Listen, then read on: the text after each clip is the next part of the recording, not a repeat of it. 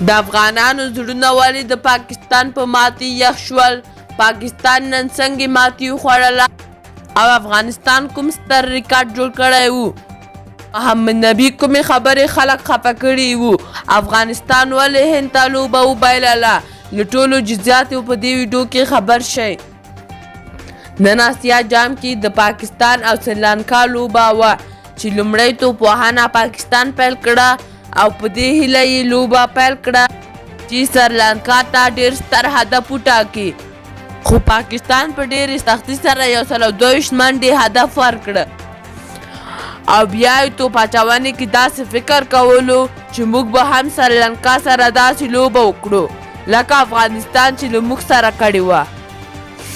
که څه هم د سریلانکا په 2 منډو 2 کسان سوځېدلي وو، خو بیا یې هم د پاکستان هدف ډېر په اسانه پوره کړ او 3 اورونه ترې پاتې هم شول چې د پاکستان په بایللو ډېر افغانان زیات خوشحاله شو او تر ټولو ډېر په دې خوشحاله وو چې آصف علي په 0 آوټ شو.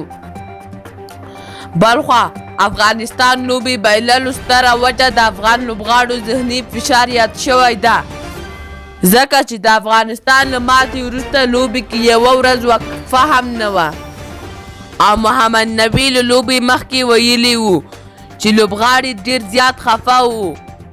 بیا موږ ټولو د خوب ګولۍ وخوړلې او د هغه په زور ویده شو.